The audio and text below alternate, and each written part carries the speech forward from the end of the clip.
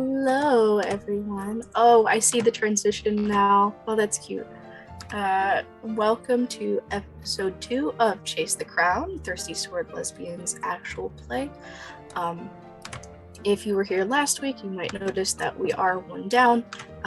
Where their lovely face would be, Theta is replaced by a photograph of themselves today. The rest of us are here, ready to continue our story. Before we start, I'm going to allow my players to introduce themselves, who they are, and their characters as well. Mark, why don't you take it first? Oh, hey. Okay, cool. Yeah. You're in the top corner. I get it. I'm always on top of something. Hey, everyone. My name is Mark J, and tonight I am playing Julien. By the way, my pronouns are he and they, but Julien's pronouns are she, they. We are a seeker from the land of Radunia. You can find me at More Than Mary on Twitter. And now let's throw it to Aaron. Hi, I'm Aaron. I will be playing Victory Through Attrition, but my friends call me Trish. And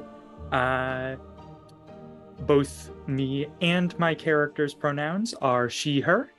And I will, you can find me on Twitter at Veil's Edge Games. And AJ. Hey yo, it's your boy coming to you live from New York City. No, I'm AJ, also known as Sushi Kid. My pronouns are he, they, and I am playing Sawyer, who goes by she, her. Yeah. I am Max. I use he, they pronouns, and I play everyone else who uses a variety of pronouns, so on and so forth. So let's get into it. Last episode, we entered the land of Terra, which is the name that I actually forgot to name the entire continent. I named all the kingdoms and forgot to name the continent when I made it, so I named it Terra on the spot. The land of Terra in the kingdom of Alabaster, where the eldest daughter of the current king and queen is experiencing or having rather her coronation on her 18th birthday. The party is large and quite extravagant, as it is for the princess of a realm, soon to be the queen of a realm.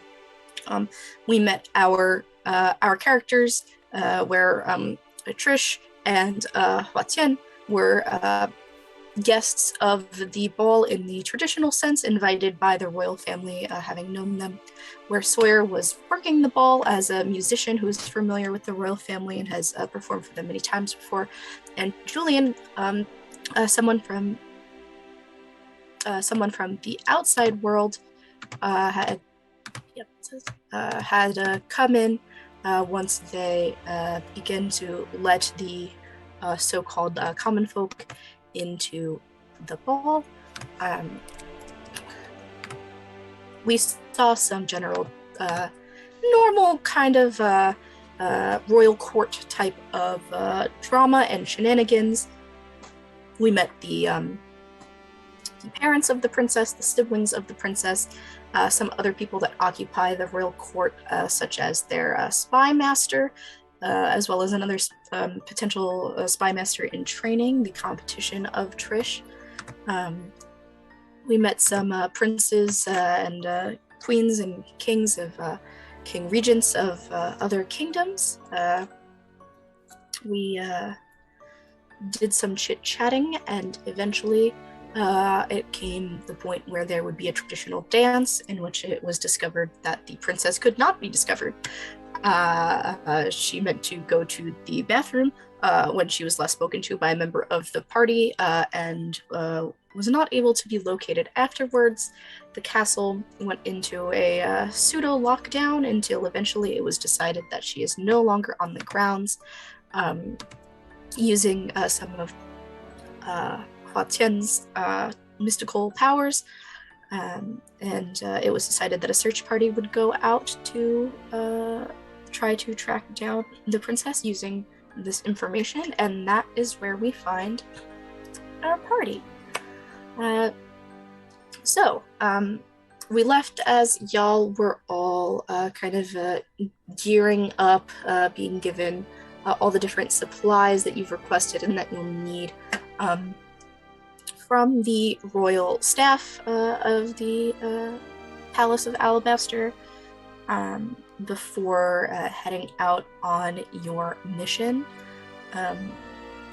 Huatian is the first one to be outfitted, and kind of very quickly and bluntly, as they often act, have decided to go forward and scout ahead further down the coast to try to gain more intel and try to stop everybody from going in wrong directions.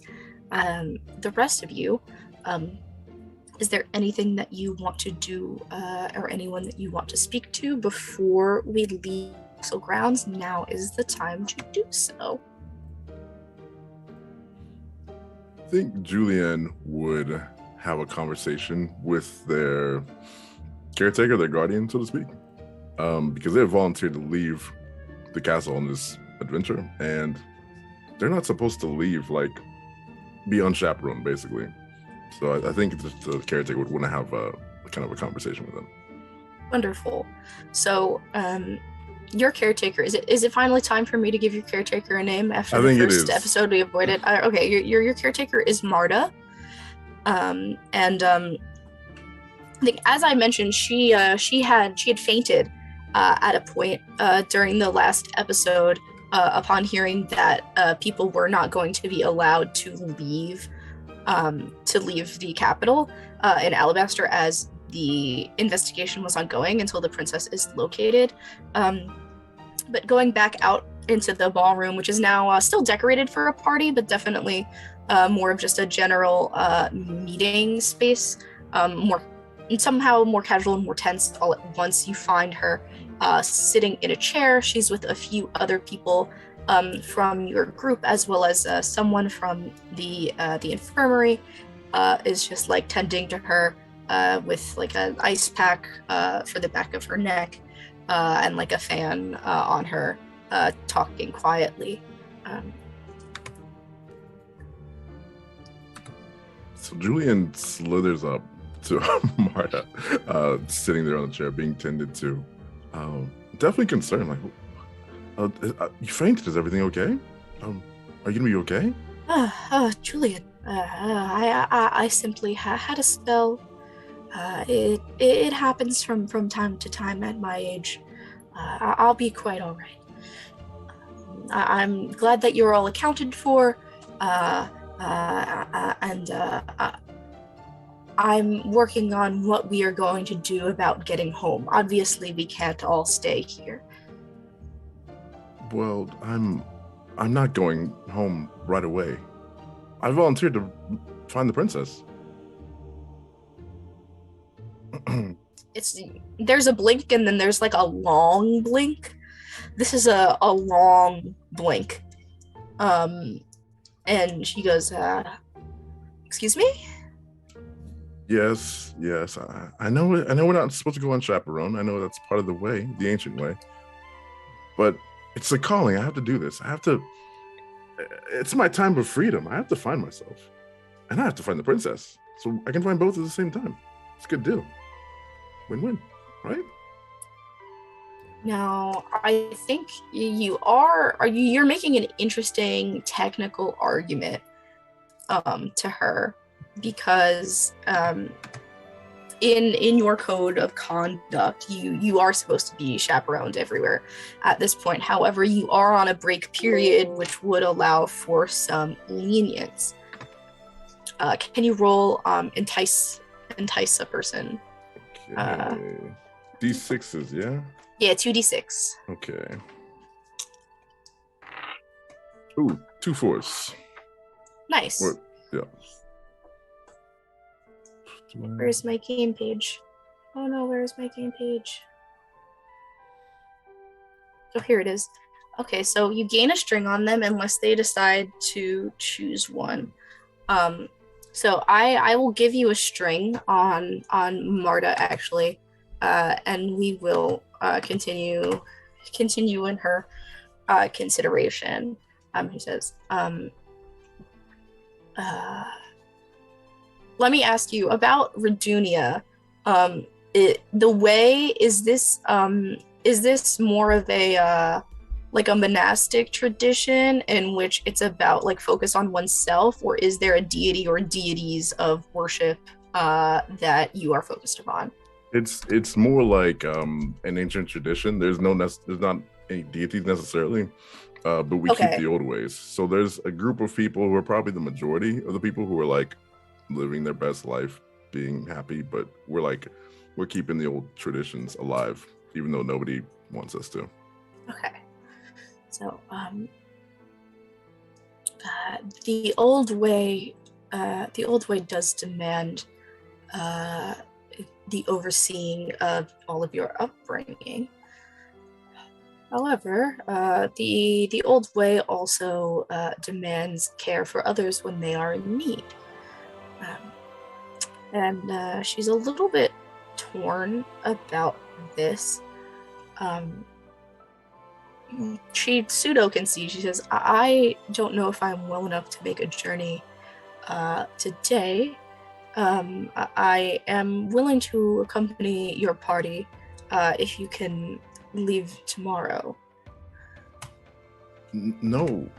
We can't leave today. We can't let any more ground get between us. If we don't find her as soon as possible, who knows what could happen. And plus, I don't. You don't need to be there for me. I'm growing. I'm an adult now. I'm 200 years old now. I think I can look after myself at this point. You're only 200 years old. That you see some of your peers kind of muttering in agreement with you that it is your time to break free, and kind of seeing the pressure, not wanting the other. What is the opposite of a chaperone? Like the chaperoned people, are they the chaperonees? Chaperones? The chaperoned, the your peers, not wanting them to like gain any further ideas of rebellion. She says, okay, yes, honoring traditions of the old way. You will go on this journey, and the goodness and the light of the old way will guide you back to us. That's all fair and good. But this is my time of freedom. Maybe I don't need the old way to come with me. I think I can go this on my own and find my own way. So I'm like invoking one of my like cool things, which is like one of my commandments is never go unchaperoned at all with a certain type of person, and that's probably anyone who's not like of the old ways. So like don't go without a buddy basically. And so now that I have like broken that commandment, essentially, I need to have a new conviction, which goes against which contradicts my commandment. So I need to have a new conviction, but I'm not really sure what it should be. Are you asking that in character, or are you talking? Oh no, to I'm me? asking that above table. Yeah. Okay, above table. Because like something I think maybe like be fun with the group to come together. I'm like, ooh, what's a way to go against that old commandment of like never go unchaperoned? So I think that commandment calls more to like the necessity of being with people that are like-minded, and you can counteract it by instituting a principle of like keeping an open mind of like different moralistic systems, or you can say like just make effort to experience new points of view, encouraging individuality without necessarily like it doesn't have to be alone all the time. I think that's far too simple. I dig it. Okay. So then back in character, I would say to Marta, I would say, I need to find my own way. I need to see how other people live and understand, more importantly, how I can live without the ancient ways, so I can be a different person. She looks a little hurt, but then beneath that, you've known this woman your whole life. 200 years. Yeah. Beneath that is a little bit of pride somewhere. Oh. I think in the first episode I compared her to the chaperone lady from League of Their Own. I stand by that. She's very much like that. And she says, when you are raised with the old way will always be with you. But if you choose not to follow it, I nor anyone else can change that decision. This is your time to figure things out. And with that, I think Julien would kind of bow softly and slither away to find the rest of the group. Wonderful. Does anyone else have things that they would like to do before leaving the castle? I would like to go to Genevieve. Okay. Genevieve, yes, the middle, yeah, yep, the middle child. Of just letting her show me the way to the secret entrance. Okay. I want to ask, is there anything that Trish wants to do? Because this can be led to you guys leaving, so I want to take care of things in the ballroom area first. I think I am going to go to my spy master and ask him if he has any insight or if he's picked up on anything. Okay. So, we've talked to Finch briefly. Now we're heading up the chain. We're talking to I Xavier, yeah. fully think Finch is useless. I'd say historically Finch is actually pretty good. I don't think you would, like, logically, you wouldn't climb this far kind of like up the chain if you weren't. This is not necessarily a logical thing. Oh yeah. I also will give you rival. I want to give you some background on Finch that didn't come up last time because it's something that your character would definitely know. Mm-hmm. Is that Finch comes from a noble house in, like, Alabaster, and they renounced, like, their claim to become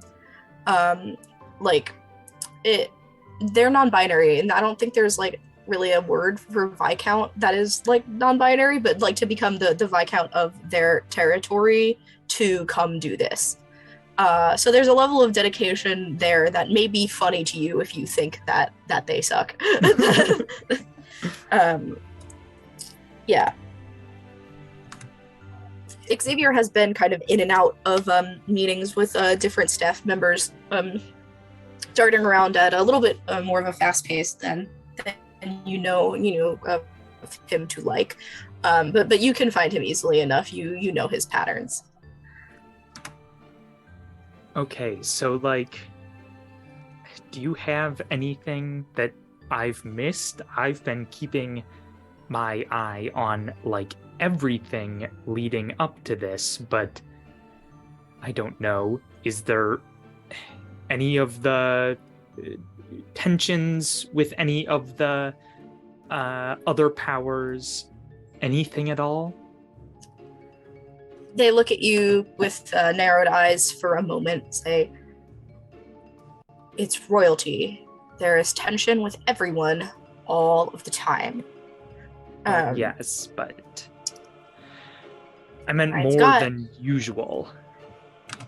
I've got a few suspects on my list, and they have, like, a small notepad in their kind of in their hand, and they flip through. I have a few suspects. Opens a long scroll. There's, like, red pieces of embroidery thread connecting things already.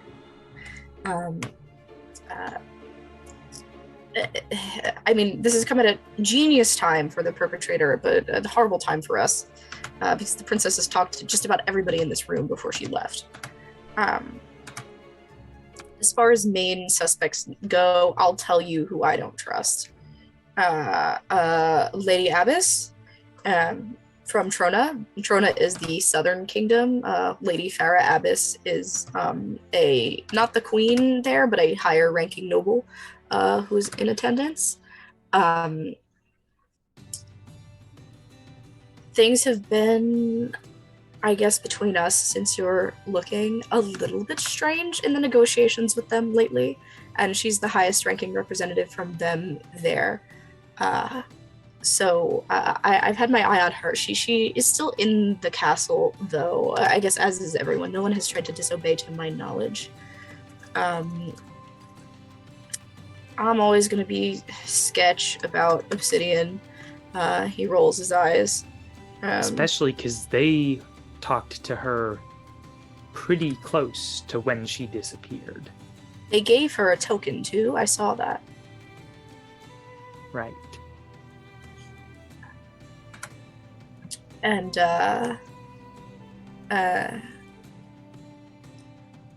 you know, I was thinking about Prince Micah, but he was awful drunk.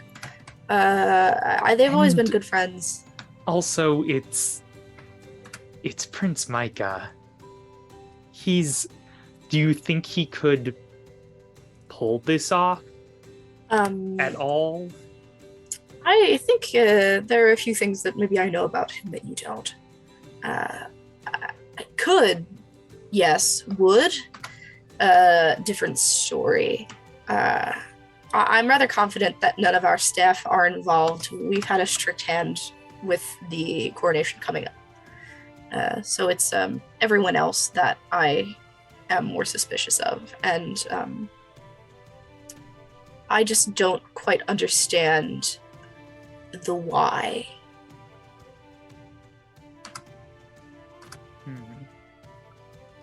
Well, when I catch them, I'll be sure to ask. I know they look a little bit like to admit this. I know that you've got this, and they will offer you, this handshake. Mm-hmm. One of those, yeah. At arms. I think I was watching Dimension 20 today. I think Brennan called that a hero's handshake, but I don't know if that is the official name for it or not. Yeah, one of those. And now, Sawyer. I think I do have one more thing before I go to Genevieve. Okay. I'm gonna go to another named NPC, Vivian. Vivian, the stable master? Yes.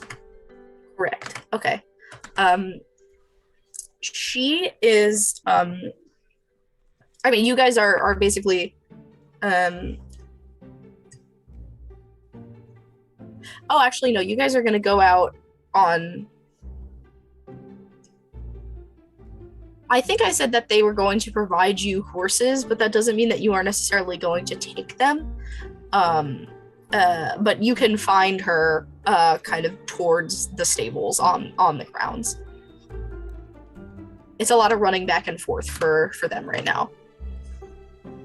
Okay, so yeah, I'm gonna go to Vivian. Yeah. First. Yeah. No rest for the wicked, huh? Wicked, me, never. Really looked pretty wicked in that dress. Please, and she's like still wearing it, but it's like tied like up, and she has like stable like riding pants and boots on underneath. She goes, I didn't even get time to change. I'm gonna have to get it dry cleaned.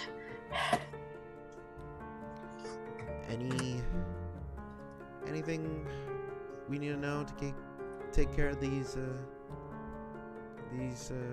horses? She looks very troubled. She says, you know what to do with the horses. It's that horses, for once, are not what I'm worried about. I'm gonna send you with the princess's steed. In the event that a scent can be picked up. I know they're not hounds, but I'd rather you take him than not have him. Ooh, actually bring the horses to the south end of the castle. Why?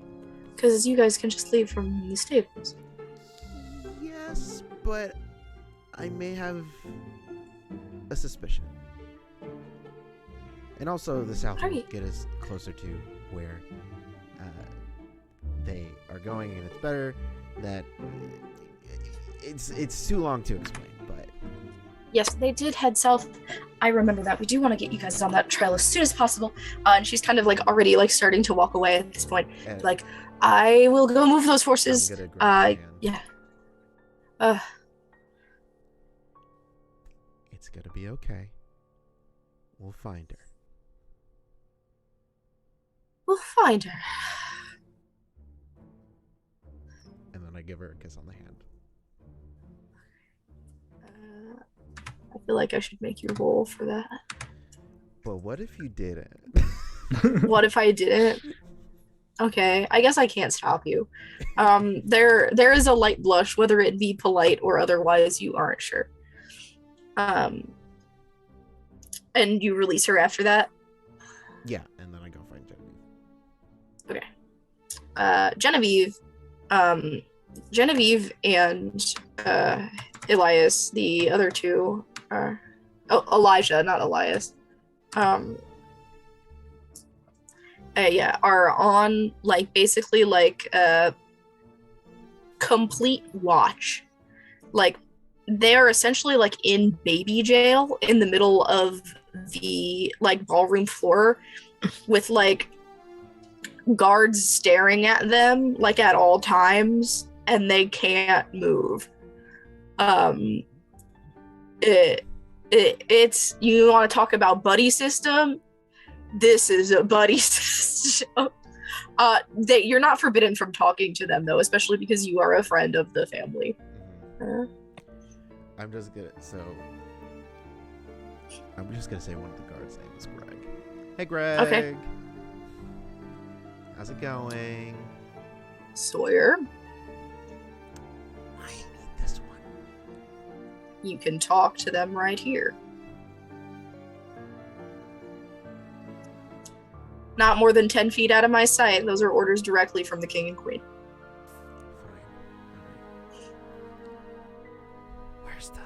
Where's the secret exit? I'm assuming that you're basically like leaning and whispering to them so it can't be heard. Greg stares at you suspiciously as this all happens, but not gonna stop you. Which one? The one that would be closest to the bathroom that leads to the south. Oh, right, we talked about this. Yeah, I was gonna try to get you a way to show me yourself, but Greg's a little hard to shake. So we just take him. What is he gonna do? Stop you from leaving? You're supposed to leave. Greg, we're going on a field trip. And they grab like Greg's sleeve and start walking, and he starts to protest, be like, Your Highness, we can't. We're not supposed to leave. And they go, by royal order of Their Highness of the Kingdom of Alabaster, Genevieve declare, and he's like, enough, gods, you may be led through the castle with guard escort to the secret passage. Are the rest of you? Is the rest of the party invited on this excursion? Is there a rendezvous plan, or are you just like looking at it and then coming back?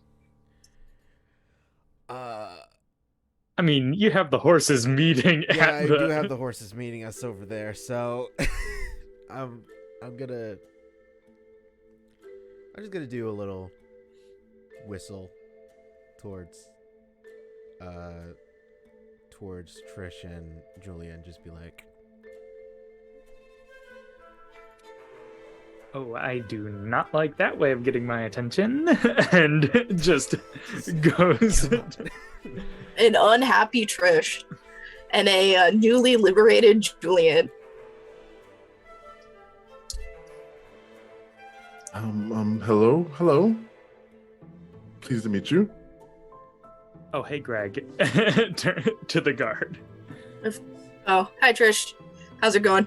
I think that you and Greg, like, occasionally, like, when the princess is taking too long to get ready, like, play, like, checkers and stuff like that. Like,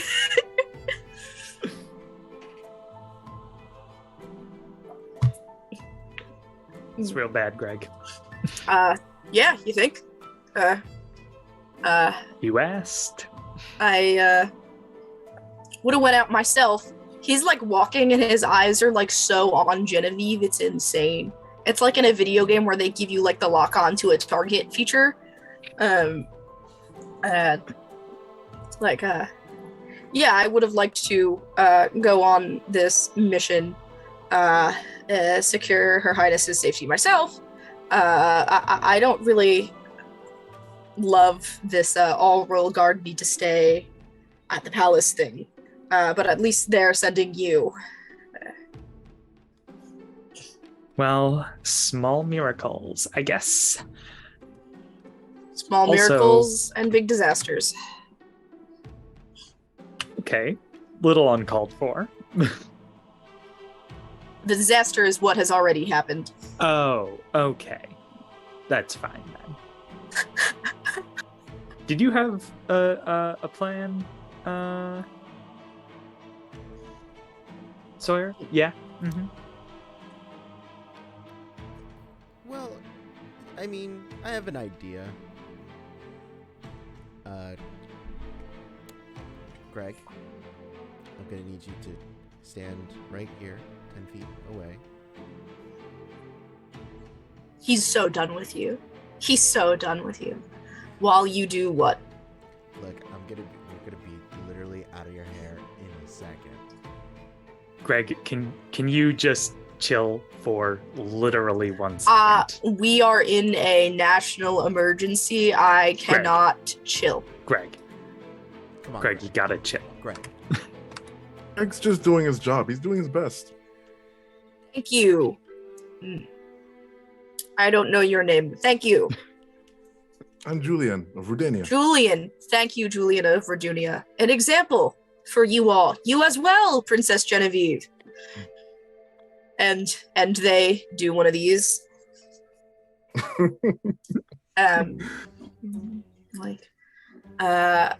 And they say, I'm not going with them. I am just showing them the way. And then he's like, what are you? And then he like looks at like where like we've actually walked to instead of just staring at Genevieve and goes, oh, you're letting them out the back? Oh. And they're like, you know about the you know? And she's like, okay. And he will lean back against the opposite wall and watch the scene more broadly. Genevieve will go to kind of like a little inlet in the wall, one of those like carved out things. I don't know the architectural term for it. There's like a little statuette in there. She twists its head, and it like comes off, places it in a hole in the wall instead. That looks like it was just like chipped out by old age. The stone, like there's like a lock unclicking sound from inside of it. Then she pushes against the hole and a door opens just enough for some bodies to creep through on the side. All right. Who wants to go first? Trish. Okay. No, that is Genevieve saying your name. Yes. Bring home my sister. Don't That's worry. I got it. I am going to, for legality's sake, turn around now and walk away. When you get outside, there's a pane on the stained glass that has some hinges. Just push it, and this should all close. Alright. And I'm gonna go inside the passageway. Hey, an obligatory. Secret tunnels, secret tunnels through the castle. Secret tunnel. I am, while we go through this tunnel, looking for glitter. Because there's no way, if she has gone through here, that glitter wouldn't be on these steps at all. Roll a d6 for me.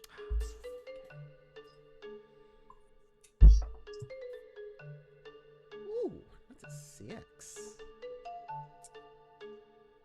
So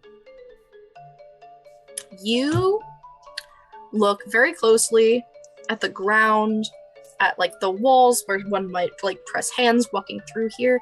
There is not a speck of glitter nor sequin to be found here. In fact, looking at it and the ground outside, this lets out into sort of like a brief garden area. You can see the horses out maybe like half a football field away. There are no like footprints in the soil around here, so it doesn't appear as if anyone has utilized this exit since the last time the gardens were tended to. So at least to like today, from like when they were prepared this morning for guests to come. Dang. Thought I had something. But No, it was a good idea. I just know where I know where they went, and it wasn't through. Hmm. well, sure would have thought something was here, but anyway. I don't. Yeah. I mean, are we ready to go? I mean, we're already outside. Horses are right there. Mm-hmm. Yep, they are like tied up for you, with like the little saddles that have like the supply packs on either side, with the items that you need and the items that you have otherwise requested for the journey awaiting you. One bridle already untied as oh, actually no, because Huatian left super early, so they probably left right from the stable. Is there a bridle for a snake person? Like Oh, no. Bridle? It's gonna be side saddle for you, buddy. I don't actually know how else that would work. I don't know how else that would work for you. Me neither. It's all good. all I know about like side saddle for horses is that Anne Hathaway didn't like it in the Princess Diaries too. Valid. That's where I'm at. So apparently it's hard. Interesting. Okay. On the I horses. feel like it would be difficult to like stay on the horse. I think so too. Yeah, I'd be like constricted around the horse's neck a little bit. You know what I mean? You could probably, depending on how long your tail is, you could probably. I hate this. You could. You could probably do a loop around the torso, or you could also do sometimes what happens in fantasy where they like saddle like large birds or like things that go through the ocean, is like they have a thing up here that they hang on to. That might be a good call for you as well. Okay.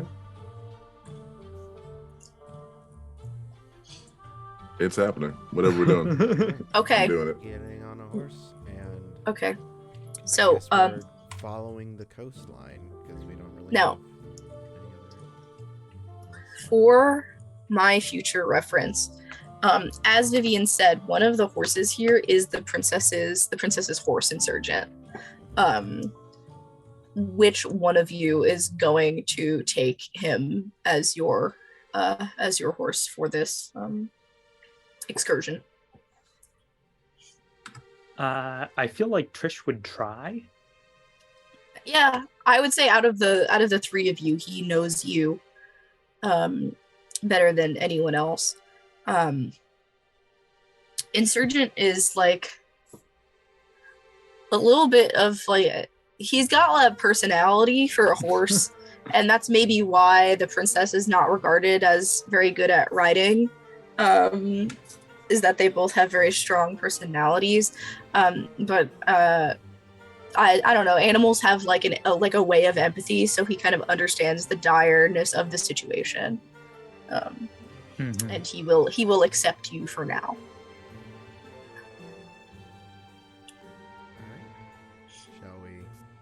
Shall we? We Yes. shall. The other two horses, which I did give names to, and Hatian's also, but Hatian isn't here. So you guys have Butterscotch and Fitzpatrick. Oh, I'm going with Fitzpatrick. Then Butterscotch for Julien. I'm obsessed with that. I couldn't have that couldn't have been a better choice. That's absolutely perfect. All right, so we are heading on the trail. Where on the trail, we don't know. So we know that essentially that the princess has headed southward. Right now, as I believe I said last time, Alabaster, it kind of exists on like a peninsula. Doesn't jut out too far. Like it's not like Florida way, but it definitely goes out a little bit before it comes back in. So you can follow kind of like the path that goes along the coastline southward, and beyond that, I would say that it is up to y'all what initiative you take in tracking or what you're looking for. Oh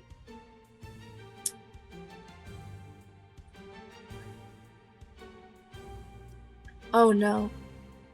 I love feeling the moment that my medication wears off. Oh. That's great. Ooh, That's dude. great. Yeah, so is there any particular method that you all would like to take? Are we staying as far off of civilization as possible, basically along the waterline, or are we stopping in at all like available settlements to check the towns? Are we trying to use any potential magical source to trace? Are we looking for tracks? What is the general strategy that you guys are following? And I will make some rolls.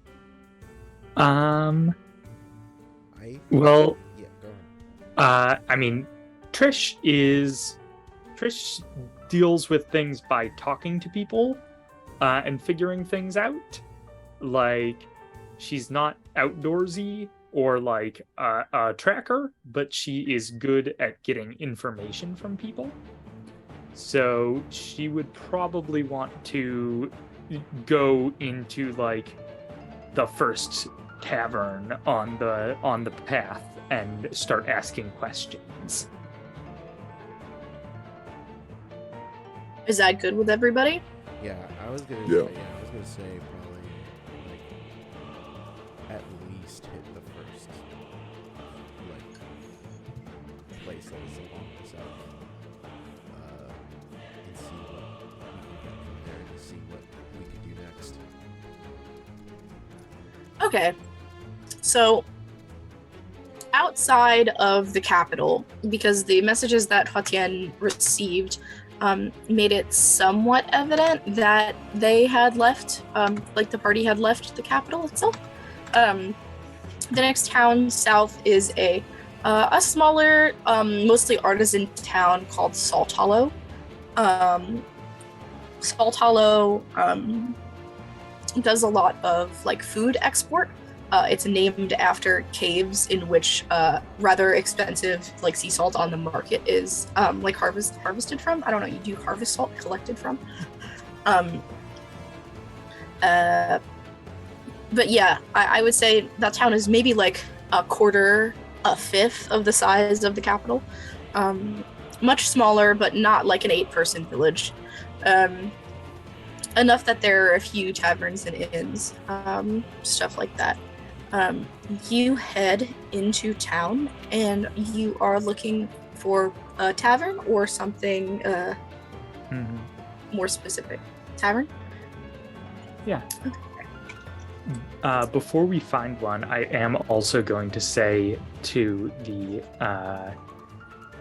other two, I don't know how familiar the two of you are to this whole spying interrogation thing. I'm going to guess somewhere between minimal to absolutely none. But I think we should not use our real identities. So I think we need to go undercover. You mean lie?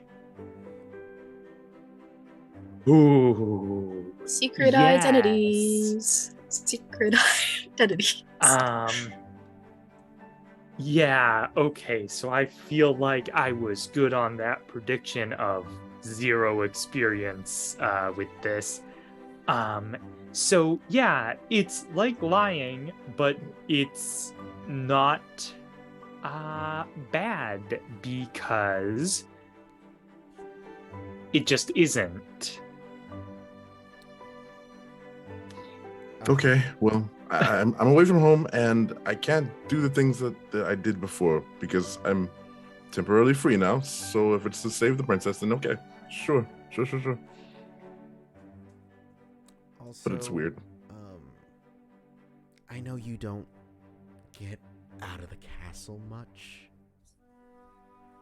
but as an entertainer, that's a little hard for me to do.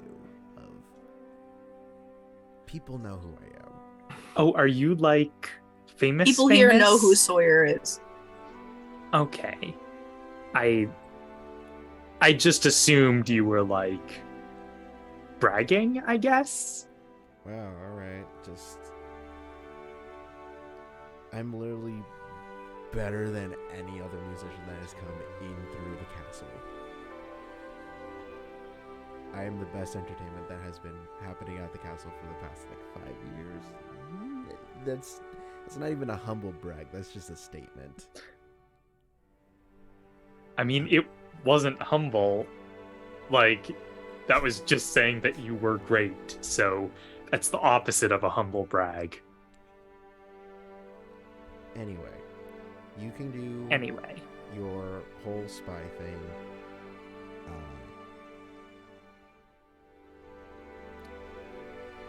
I guess I'll just distract the patrons. All right. I want to be honest here. I've heard of Sawyer. Well, I've heard of him. Or I've heard of her, but never mind. You know what? It's fine. Sawyer, I'm kind of a fan of yours, Sawyer, honestly. Is that so? I've heard we were on a mission and I was walking through town and I passed a tavern and I think you were singing there and I became a fan of your music. Or at least that one song, your best and favorite song that's hit with all the kids. Oh yes, the one that is a hit with all the kids of a song that... You mean Flame of Love. Flame of Love. Alright, cool. I was looking frantically around my room to see what I can make out of the song. My bad, y'all. I got you. I set you up, my bad. Yes, Flame of Love. I so dearly love that song. It touched my heart so much. I'm just a fan. I'm sorry. I had to say something. Oh, no need to apologize at all. See, Trish? Appreciation. Fine. Whatever. Look, I know you are the top, probably the top person to get next to Spy Master. So I trust you to. That was painful to say. Look, I'm just being dramatic, but seriously, Trish, I trust you. Okay. In that case, maybe the two of you just go as yourselves. I feel like it won't go well if you lie, Julien, because I think you're not good at it, probably. And obviously, apparently, Sawyer will be recognized everywhere she goes. I don't know if I'm good at it or not. I've never done it before. So I'd like to try. I think my name will be Ace. Ace Brellington. Yes. Solid name. Yeah, I just came up with that. we'll workshop it. Okay. No, I think Ace You're the is Spy good. Master. Okay. To the tavern. Okay. That's a way. So, the most prominent tavern in town is called the Golden Eye. And it is kind of like a tavern in combination kind of thing. It's got a few floors kind of on the edge of town, so it looks out towards the ocean. Nice balcony outside to enjoy the weather. And without news of what has happened, like leaving the capital yet, everyone is just having like a jolly, old time. Like it's the weekend. People are out. You go into the tavern. Most of the tables are full, with more people crowded around the bar. There is someone playing a fiddle up on a small stage, doing like a sort of shanty tune that some people are singing along to. It's ultimately a good time and not somewhere anyone would go, like, would get immediately noticed. Yeah, you guys go inside, and it is yours. Who is distracting? Who is investigating? Let's hear it. What is the tavern's name again? The Golden Eye. Golden Eye. All right, I just fully. You've played here before, yeah. I fully kick the door open. And I'm like, Golden Eye patrons, how's it going? Okay. So, Sawyer has done something to actually guarantee that everyone will look at you when you walk inside. She literally kicks the barn doors open. They swing open. She greets the patrons, and not everybody hears you, but like most of the room hears you. And they kind of turn towards you, and there's a chatter that immediately starts up, like, oh, Sawyer's here. You see like a few people that you recognize, maybe like friendly with in the crowd, give nods and waves, regular patrons here. And you can kind of see like the news like travel across to the bar, where the barkeep eventually like looks over some people towards the door, and he yells, Sawyer! I didn't know you were coming in today. Thought you were playing the coronation. Yeah, I finished the gig, and now I'm here to really party it up. Those guys are pretty stuffy up there. Aren't they always? Come in. Don't leave the door open. And I'm just making a big enough scene that Trish can just sneak in whenever and do whatever. Yeah, tell me Yeah. tell me what Trish and Julien are doing now that this has ensued. I think Trish is going to go to whoever looks like they just sat down and are like a traveler, like someone who has been on the road recently. You And I want the think- Aragorn in the corner? Yeah. That's what you want. Let's not pull punches. Just the guy that's just carving Um, some wood in the corner. In the nature of like any like tavern, or any restaurant setting in general, there's gonna be people that just sat down. There's gonna be people that are there for a long time. Before I get to that, because I assume that will be a conversation. Julien, what are you doing? Julian's gonna try her best to like fit in and like join in people's conversation. Probably pretty poorly. Just trying the best to not look like they're not supposed to be here. Like they've never been here before. Never been in a type of place like this before.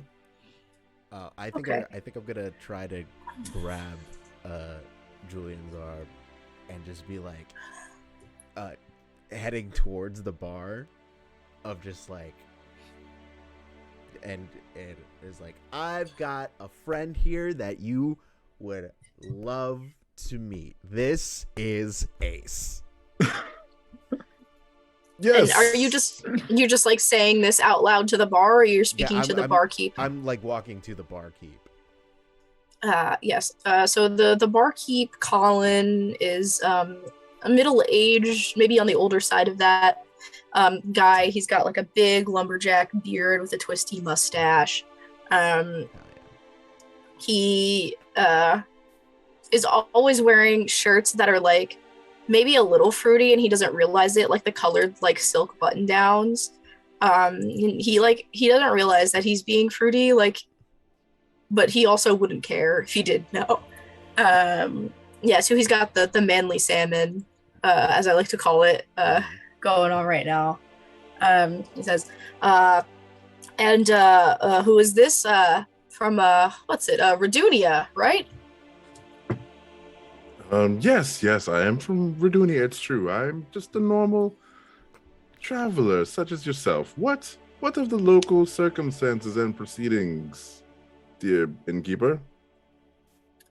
The local circumstances and proceedings, and he takes two like pint mugs and puts them under some taps and goes like this. Goes, I'll show you some local proceedings. That's what I want to hear, Colin. Gives you both a pint of a beer, of ale, of beer. Do I recognize the person that's playing the fiddle? Yes, you recognize this performer. This is Zara Kendall. Zara Kendall is from Larimar. And she is like, it's a little bit tropey, but she's like the classically trained musician who like branched way off, like went to school, did the music very strictly, said F this, and she travels around, and you guys have played together before. Like, you might not be friends, but you definitely are like friendly. Yeah. She went to Fantasy Juilliard. Yeah, she went to Juilliard. Fuck Juilliard. No, none of that. No.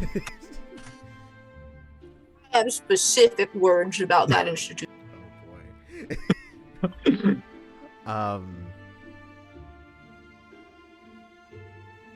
Yeah, I think I will head over to her in a sec. Yeah, I want to jump back But- to Trish's conversation. I'm definitely toasting Julien / Ace. And Yeah, you guys can have your first round and talk to Colin a little bit. wait, I do have a cup. It's like, aha! I think Yay! Oh, you guys both have such big mugs too. is like very on brand. All right, so Trish, you are going to a party of two, and they look like they have very recently sat down. They don't have their drinks yet. You see like a server like just walking away with their drink orders. They're still like settling cloaks like off and onto their chairs, stuff like that. She's just going to like slide up and like twirl her hair a little bit and just be like, "Oh, hi. Did you just get here too? Wow, it's been so exciting tonight. Hi, I'm Vicky." And just like playing up the like very like party girl. Okay, so looking up, you see at the table two people who look alike in face, but nothing else.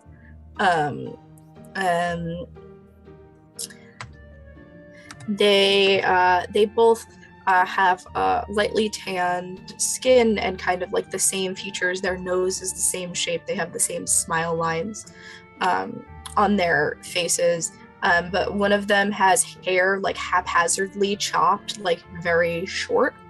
And the other one has hair that's like the bob.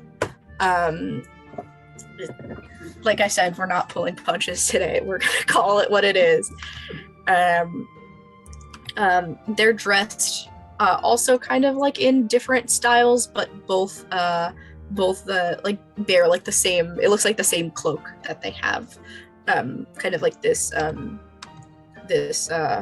dark purple cloak.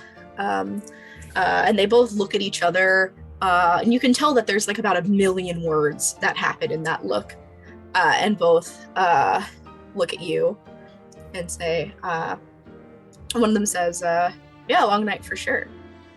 You just come in? First time?" Yeah, I've never been here before. We're taking a trip down the coast. I'm, Sawyer is touring, and I'm a roadie.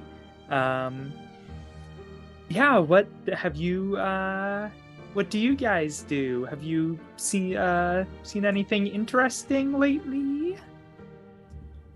Okay, this is a little too suspicious. You need to roll for me. Okay. Let's. I will let you either. I actually have an ability persuading an NPC of a lie about myself. Oh, okay. All right. We'll definitely allow that. Oh, that is an 11. So, I get to choose 2 things from this list. And I am gonna say, let's see, 2 things. They give me the benefit of the doubt and remain convinced even if there's some evidence of my lie, and the evidence is just me being super suspicious. And the lie I have chosen is unexpectedly perfect, creating a new opportunity. Okay, so I will give you, for the first one, a very simple, they're going to believe you because they're tired and it's more fun that way. Sometimes it is that simple. As far as your lie being perfect, because you are like pretending to be new in town and a groupie of Sawyer. Yes. One of them will say, "Yeah, there's like a ton of people in Salt Hollow this weekend. We came back to see our parents actually, but we didn't know that there was like a whole huge thing happening. I think we've seen Sawyer play like once or twice around here like years ago. cool that she's back. I guess you do what for her? Oh, just like help set up,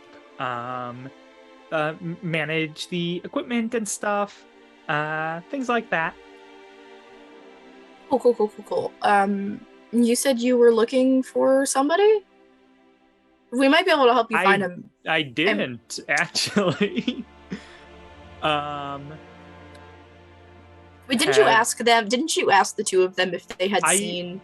I asked if they had seen anyone like weird about. Okay. Yeah. Oh, you don't mean anyone specific, or are you looking for somebody specific? Because like.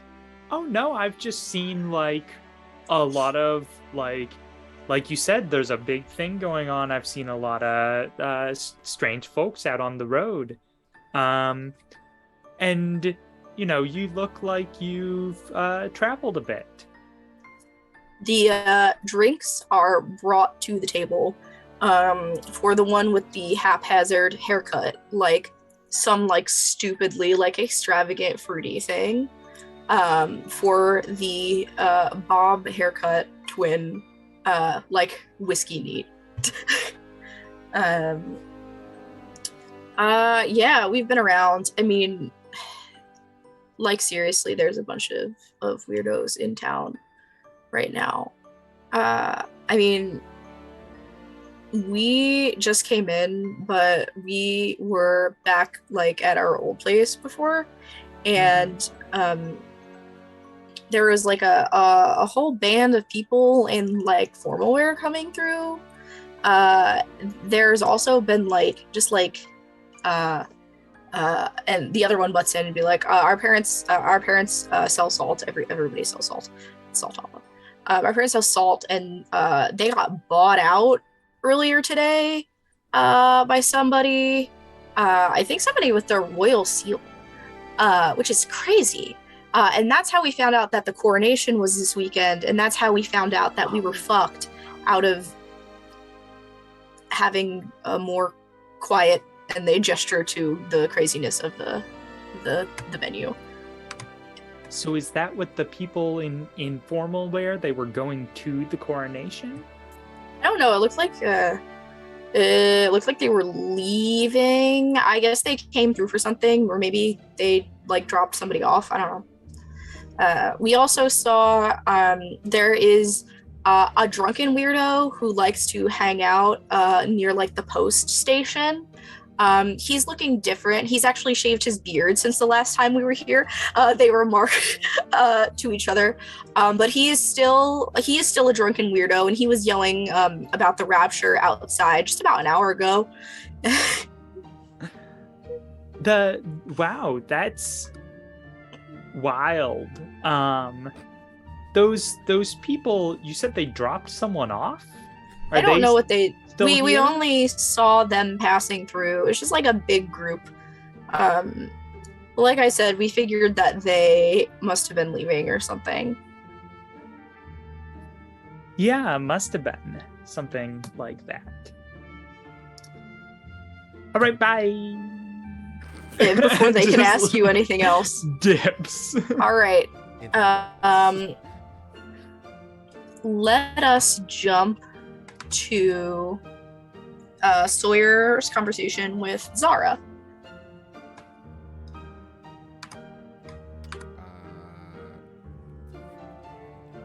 Okay, yeah. Hey, Zara! Wait. Sorry, I'm recording something that has happened. Okay. And she is just finishing out a tune, and kind of hears her name and looks and goes, Sawyer, and puts her bow. I think I've made my way over to the stage, and even so, you would be slightly below, right? Yeah, and just yeah.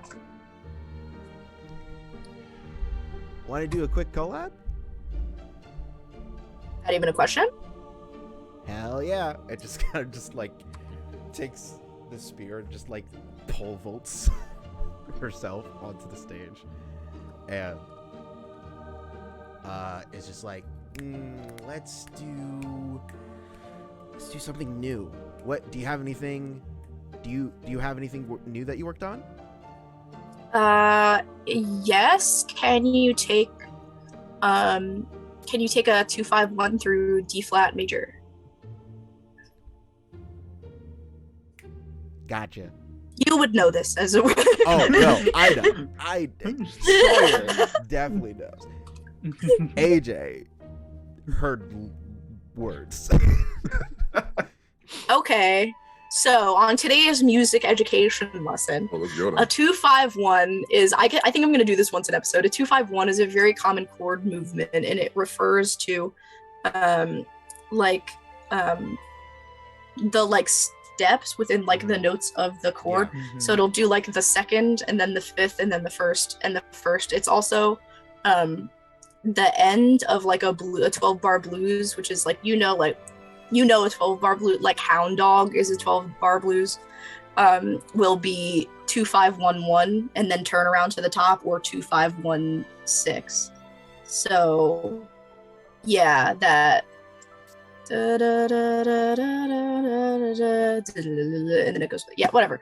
All right, that's today's music education lesson. My formal training is literally only for this at this point. All right, so you guys take it. Yeah, hell yeah.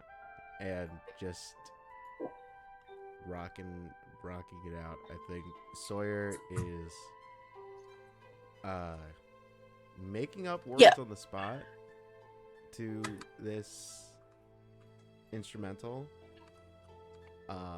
Yeah, I think that's like normal enough in a universe where shanties are a thing. And then like using like a stool to just be like just a steady beat. Yeah, you've got it. They have like one of those like little boxes that you can use for percussion and sit on at the same time. Oh yes, yeah, hell yeah, and just trying to hype up the patrons. Yeah, roll a d6 for crowd. That's a 3.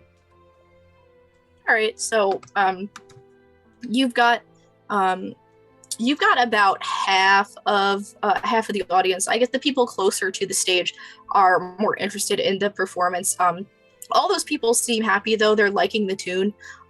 Many of them have noticed you. Another part of the crowd, kind of on the other side of the room, is involved watching like a very high stakes game of darts with a lot of money on it between two people that is currently going on.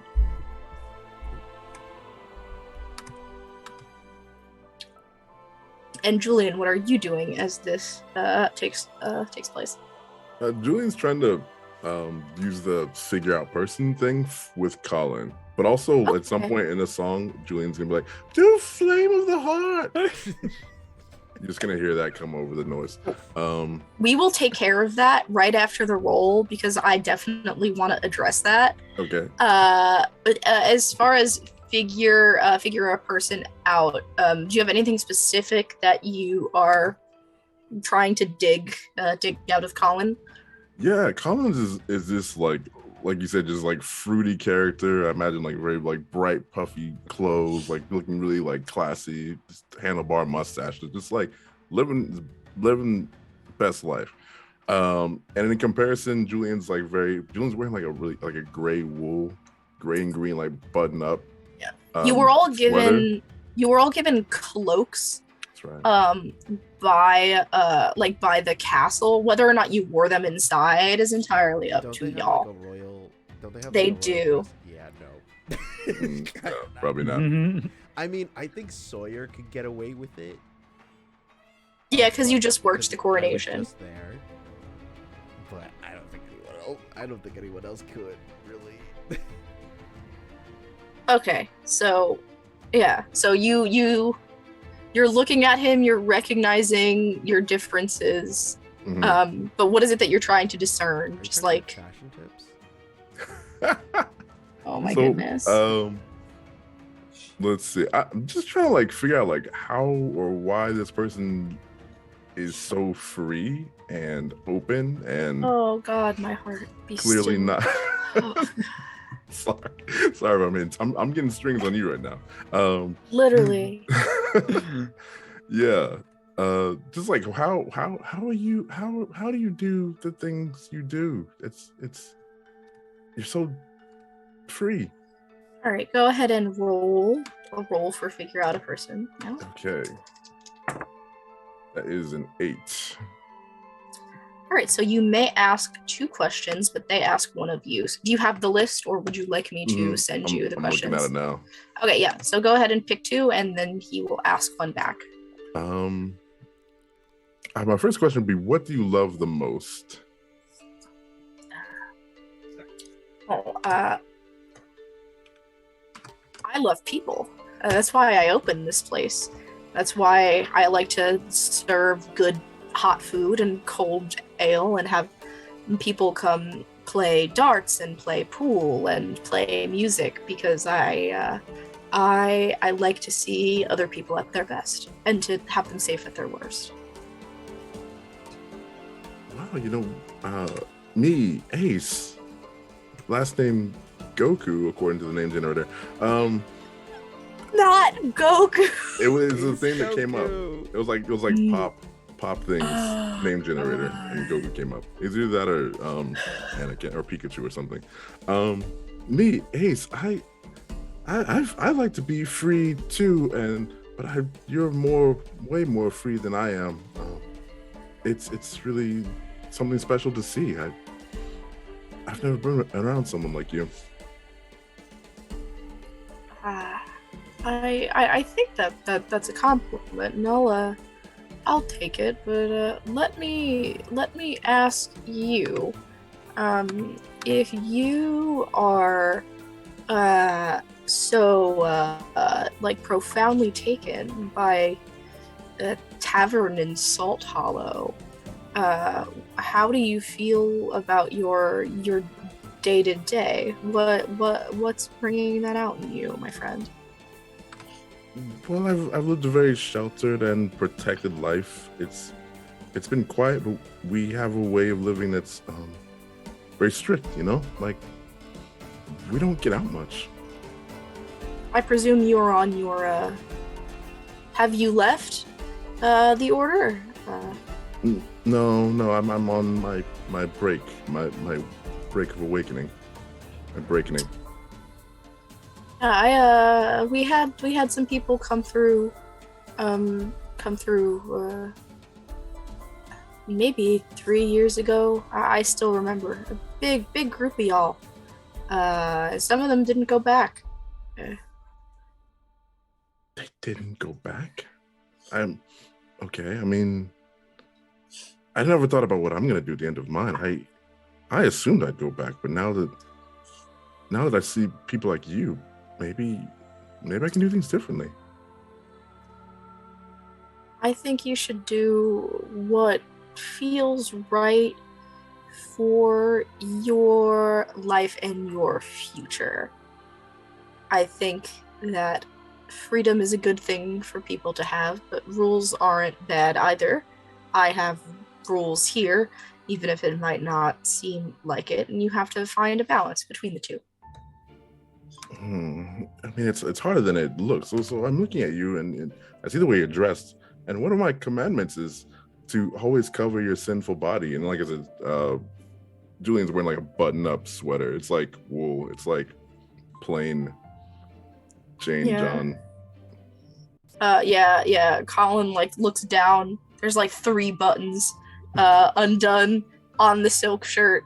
There's like a necklace per button undone. He has like 1 or 2 sailor's tattoos that are visible, and he like in a moment of, it's like not embarrassment, but like a little bit of like worry, like buttons 1 button back up. just like from the stage. You unbutton that button right now, Colin. You leave that button alone. Ace, you're bringing everybody down. Like mid song, this happens, and he freezes with his hand on the button and then unbuttons it again.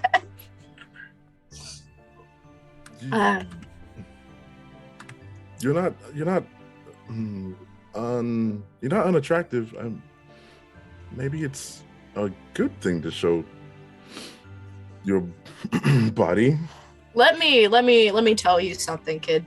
And it's ironic that he's calling you kid because you're 200 years old. Let me tell you something. There is no moral value on a body. It is a case that carries my brain from room to room, and I like to be happy in it, and I like to put cool things on it that I think look nice. But showing skin or not showing skin doesn't have moral value, and I don't think it are simply.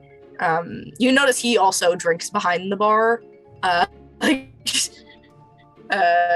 so he tops off his drink at this point and starts to like refill, mix a refill for whatever it is.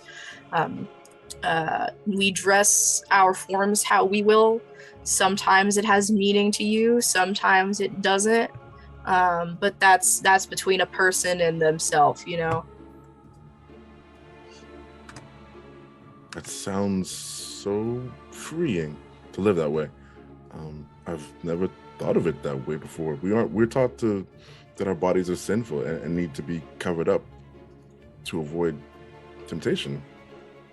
But you, as you said, you live to help people. You live to make people feel comfortable, to make people feel safe. That's no sin. No, I don't think so. Certainly not.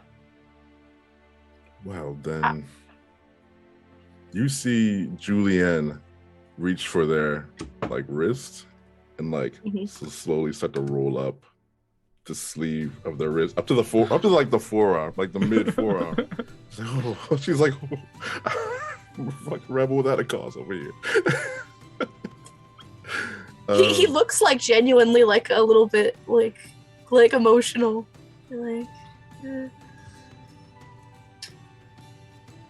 Have you ever felt like a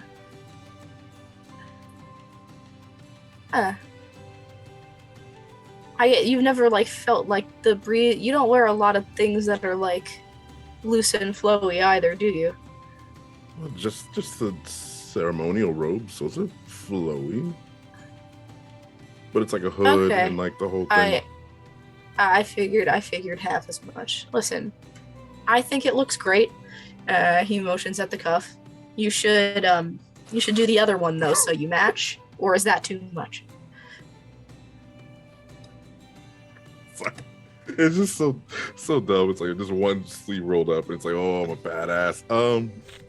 Yeah, Julien goes for the other cuff, and this one rolls up to the elbow. And Julien is just I don't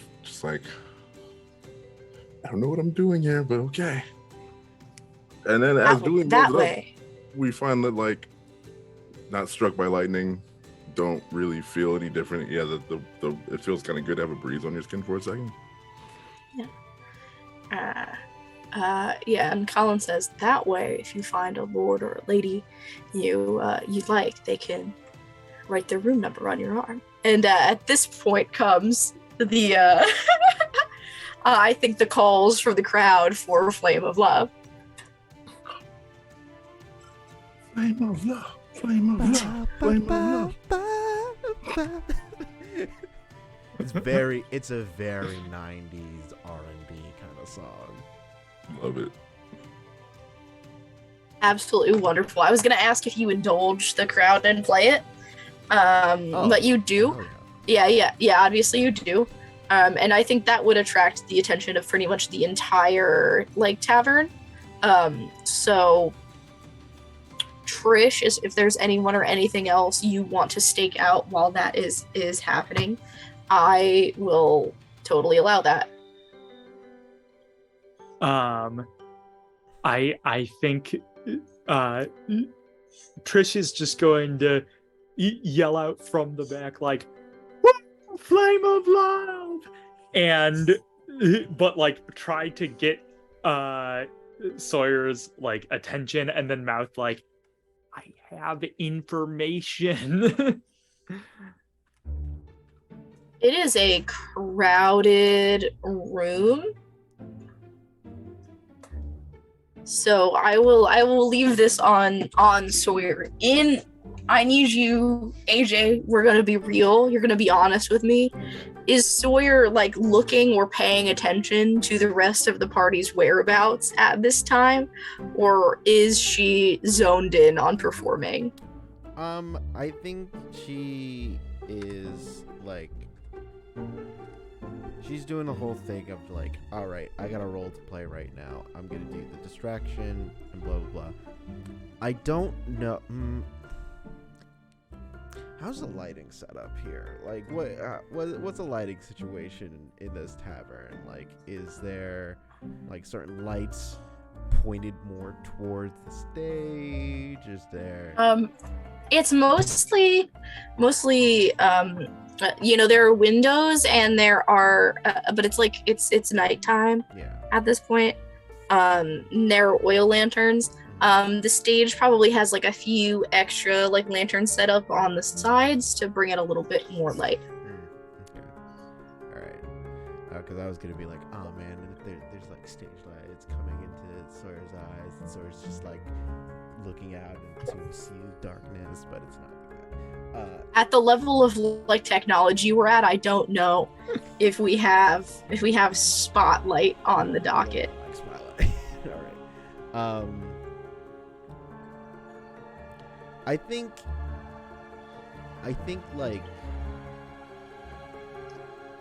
Sawyer would be aware, because like Sawyer is not too irresponsible to just leave Julien by themselves at the bar.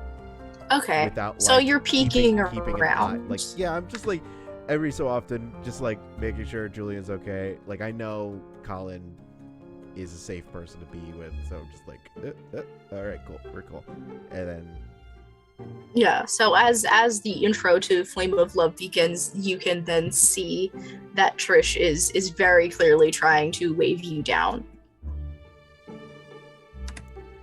Just we'll be right before it's just like, all right, I'll give you this one, and then back to drinking with you fools, and we'll do the song, and I'm gonna use this as an excuse to roll the D100 that I bought to see the monies. Yeah, I've been fidgeting. I like fidget with it on my desk now.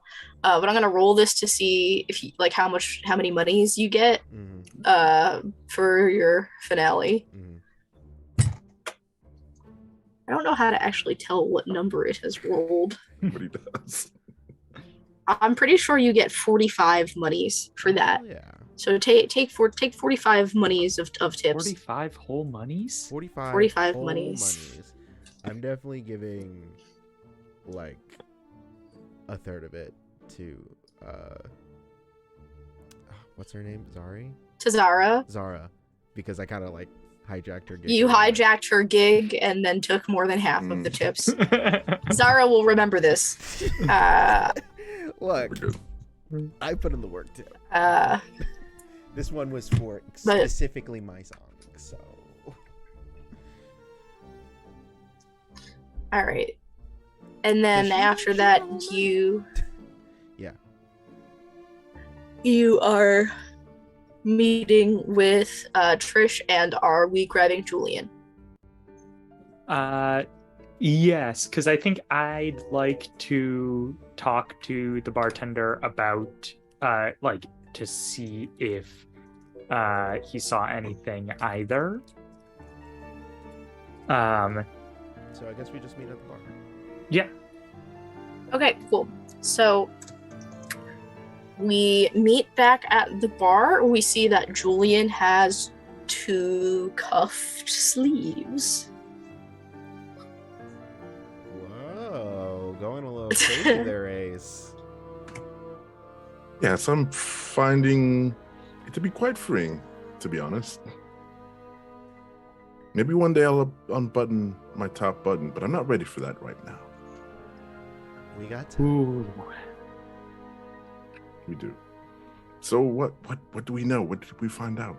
So Ooh, I are found we all out, looking for something? Yeah, because you know what? It's fine. I like look to Sawyer, and it's like, is this guy cool? Oh, Colin's the best. Indisputably cool as fuck, yeah. We are, without divulging too much, we are looking for someone who I found out from those twins over there in the corner that a party in formal wear was heading out from the palace earlier, and we were wondering just if they stopped in or if anyone talked to them or anything like that.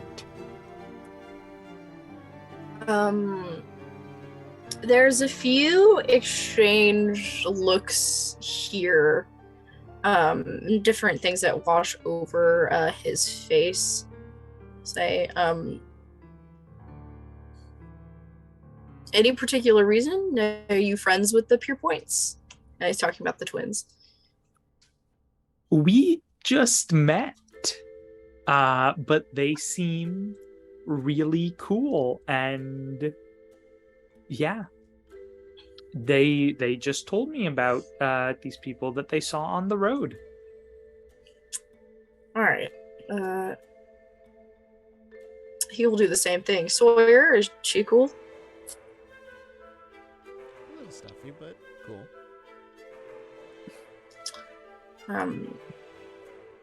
I'll be real with you. Lots of people come through here every day. It's been particularly busy this weekend. Coronation snapped up a lot of our export stuff. Lots of salts, lots of seasonings,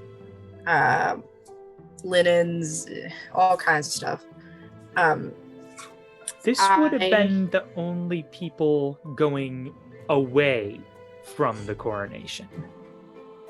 Oh, this was more recent then. Mm-hmm.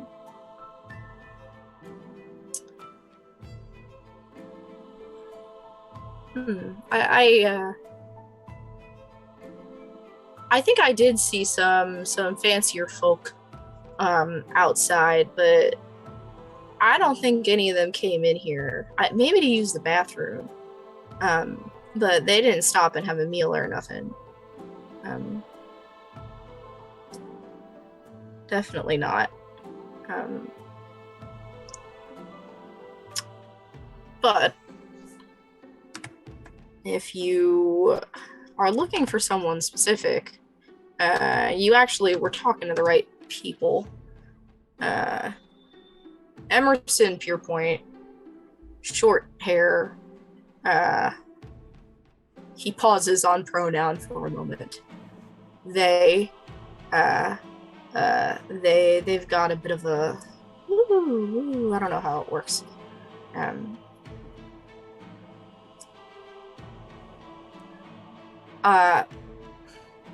You know what? And he actually looks at Ace or Julien. Be like, my new friend, can you watch the bar for me for about 5 minutes? You don't have to do anything. Just tell him that I'll be right back. I will guard it with my life. All right. Your round's on me then. And he leaves from behind the bar. You see him kind of weave through the room and then sit at the table with the Purepoint twins. They have a conversation. It looks like familiar, but a little bit tense, friendly, but not. Like, there's like a lot of middle ground here. Like, it's not a debate, but it's definitely like a serious conversation.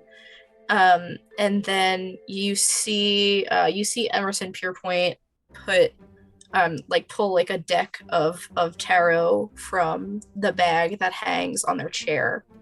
And they set a few things out, and their eyes close, and you can see like their hands like glow a little bit as it happens, and they kind of shaking.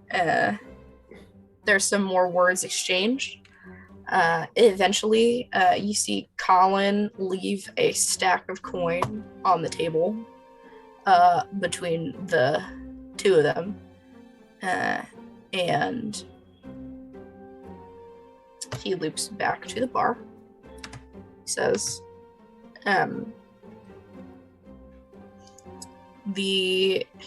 first of all,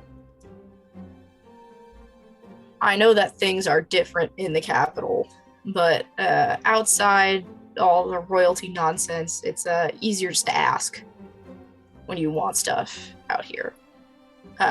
The folks that you all are looking for,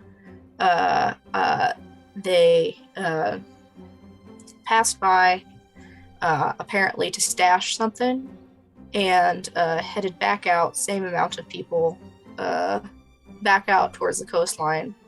Apparently they were going to a safe house in Durin.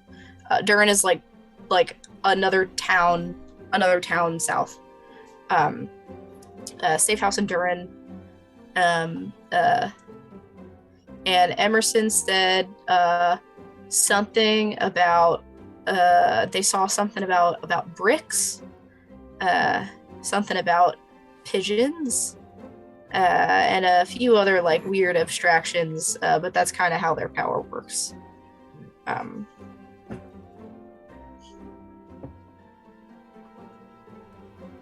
All right, Durin. And we will call it even. He looks at Sawyer, for the business that you have brought me with your presence tonight, unscheduled. Mm-hmm.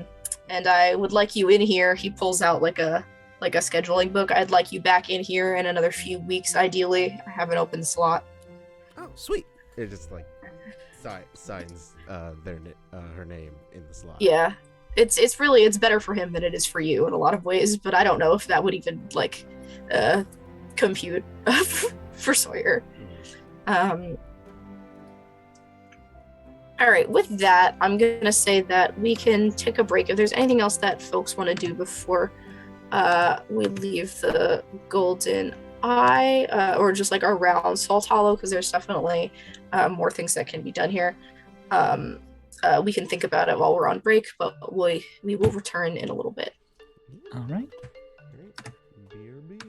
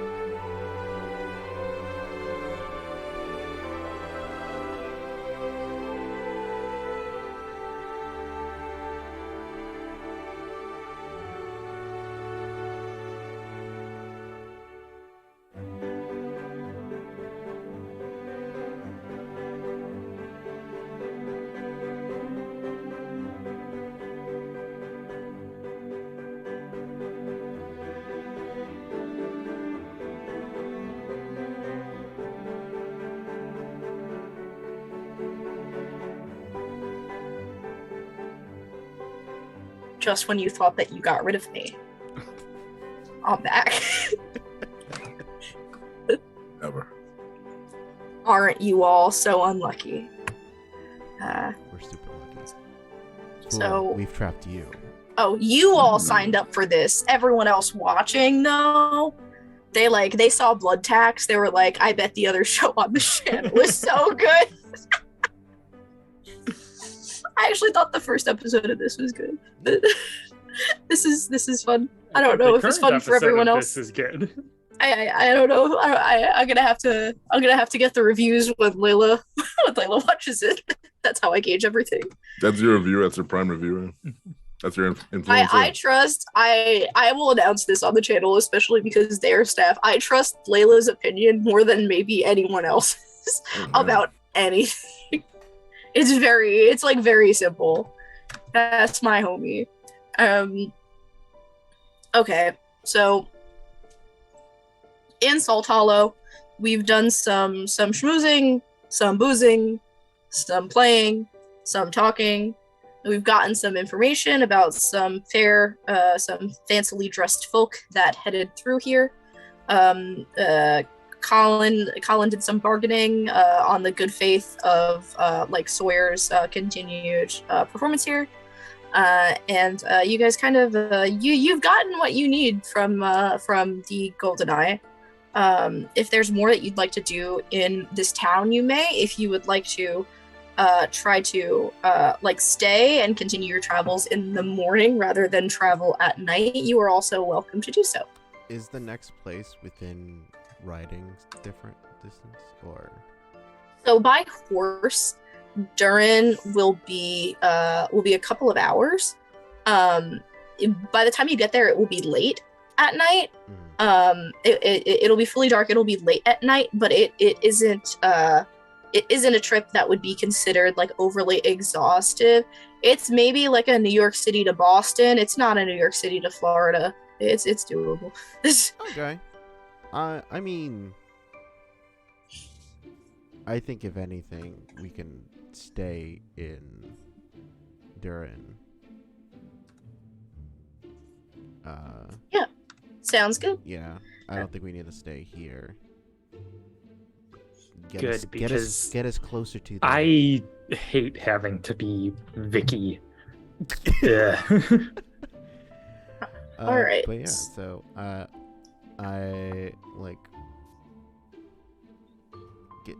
say my goodbyes to Colin and just be like, it's like, gotta run, get in that. I'm gotta skedaddle.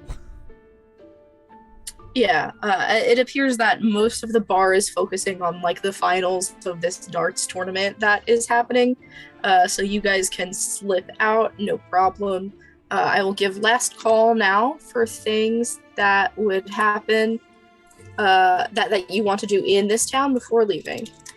I think that when Julien was watching the bar, they were serving people and definitely over serving people. Just like no idea what a pour is. Oh my god. Just like highball glass. Yeah. Oh, you put whiskey in this? Okay. Yeah, they're just serving, just trying to, help serve the people and a shot pours a cup of liquor. Yeah, into a big mug. Oh my god. Sure.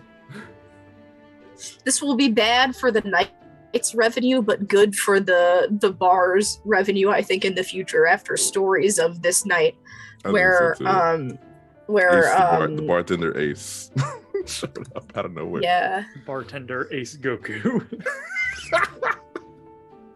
Yeah. Sawyer is it Sawyer Day?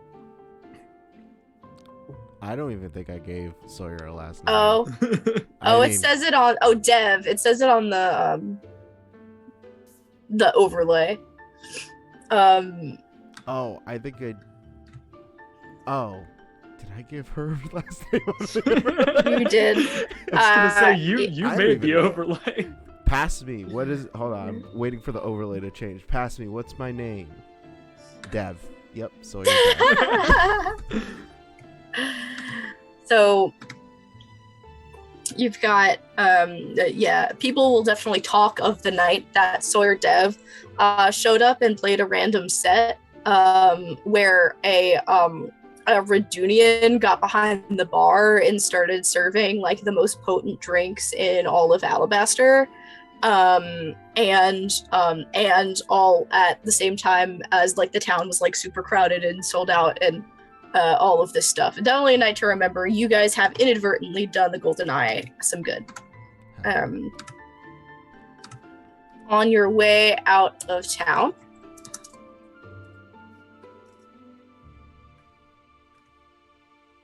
that actually was like meant to be a question mark. Anything else? Anyone? I thought that's my bad.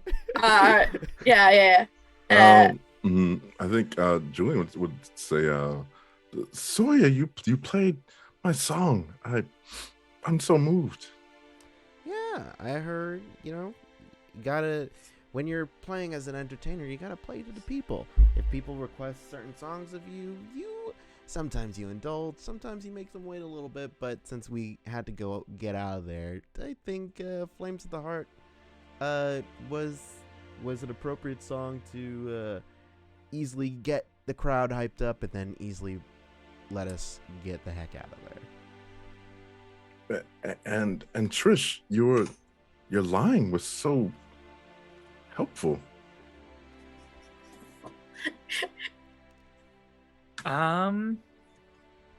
Do you mean my lying or like the concept of lying in general that you did? Yeah, the concept of lying. Oh yeah, I didn't invent that. Oh. Well, you can still take credit for it, I think. No, not really. I don't really know what to say then. But it was a good job. It was good. Everyone did a great job. I think you could take credit for that, Trish. The entire concept of lying. Well, I feel like someone would catch on. You introduced it to Julien. And then Julien knocked it out of the park. Yes, I was Ace Goku. As you all kind of get back onto your horses and settle to start moving toward Durin, I need everybody to. The one thing that this is an aside. The one thing I wish PBTA had is like some like common sense moves that I didn't have to like make up. I need everybody to roll like a standard roll 2d6 and add wit. Oh, good. I'm witty. Ooh. Not today. What a 5. Right, 5. Not that witty though. That's a 7. All right. God, I'm rolling trash. I got a 6. We're not feeling very witty today. So it's been a long day. I think I'm just like. So the two, I want to just take care of this and you can get to that. The two of you can mark experience because those are failures. Hell yeah. Trish, on a 7, you said, right? Mm-hmm. You have like a weird sense, like a weird feeling, like a weird like paranoia, but you don't know what that is Trish's background emotion. Yeah. You look around. You don't see anybody following you. You don't see like any like weird shit happening in the sky or in the oceans or anything like that. So you try to push it aside, but you're so used to that feeling that it doesn't nudge you too much. And you all now get back on the road to Durin. Take it away, AJ. So, Trish. How long have you had feelings for the princess? I'm sorry, what? No, I'm pretty sure if I say it again, you're gonna be like, I know exactly what you said, but I'll say it. Let me sit up a little bit. How long have you, victory through attrition, loved or at least have some feelings for Princess Maeva?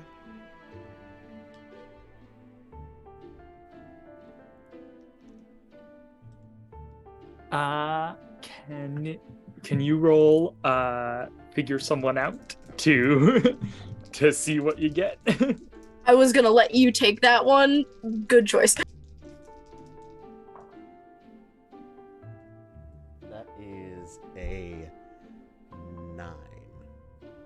For figure out a person? Yeah. Yeah, 9. So you will be on the 7 to 9 rolls. You may ask 2 questions, but they may ask one of you. Oh yeah, I already asked my one.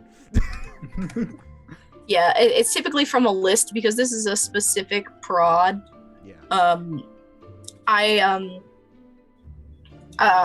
gonna facilitate here to a certain degree where we can ask these questions and they can be answered through like body language that might not be intentional, so I can narrate to fill in some of the gaps. Not everything doesn't have to be asked verbally. And I believe with that,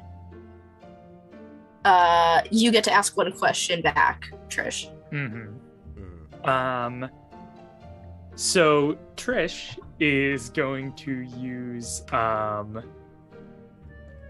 the mask. So even though you can ask a question, Trish is just gonna lie and increase her feelings by 1.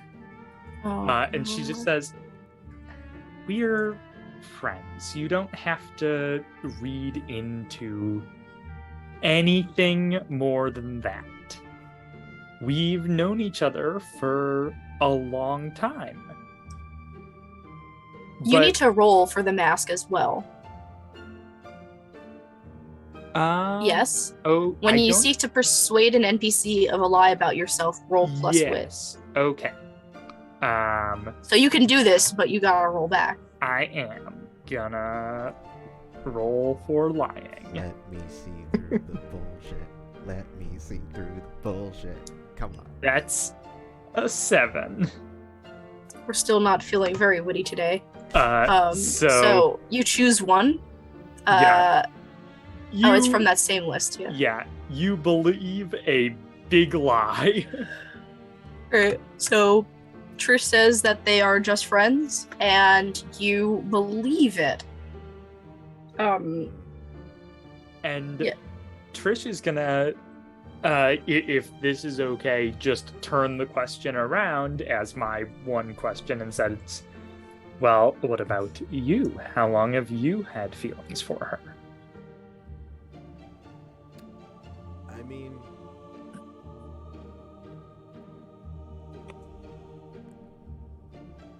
I mean, right now, I don't really have specific feelings towards Princess Maeva. I'm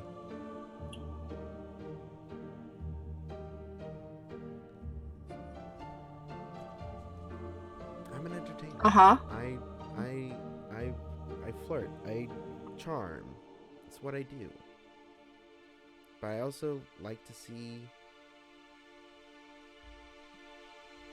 people be themselves. And when I got Maeva to tell me a song that was her favorite and felt more like her, how am I not going to drop that on her coronation? Make her feel comfortable. So I guess in an effect, I'm just a friend, and we're just friends. And I guess sometimes friends will stare daggers in your back. Everyone is friends with everyone. That's great. Uh-huh. Yes, we're all just good friends with each other, right? I mean, we believe there's no intimacy between unmarried partners, so we're all just friends. It's good to be friends and friendly. Ooh. Let me tell you something, Julien. let me tell you something, Julien.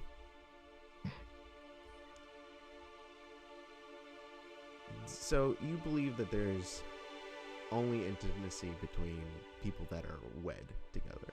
Is that so? Yes. It is the way. It is a way, not the way.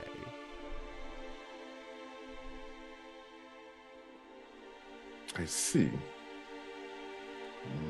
Maybe we just have a difference of opinion. Maybe I don't know. I mean, yeah, everyone grows up in different parts and has different traditions and different teachings and whatnot.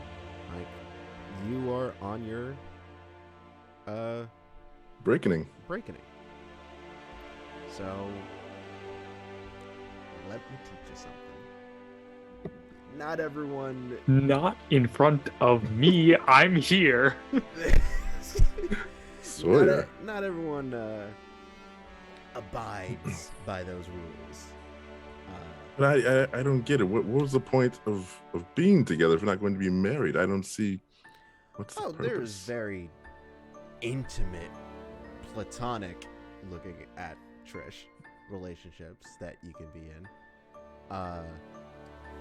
But there's sometimes that some people just want to fool around. Some people just want to explore people more physically than romantically. Julien is just like without the bounds of marital law. This is a lot for me to take in. Sorry, I'm gonna think about this for a second. And as an awkward silence settles over the group, kind of only the light clopping of the horse's hooves against the path, and the crash of the waves on the shore filling the silence, I think everyone is left with a little bit to think about. Especially, I don't want to say poor Julien. Congratulations, Julien, on the liberation, but I'm sure that's a lot to think about. Have fun unpacking all of that oppression.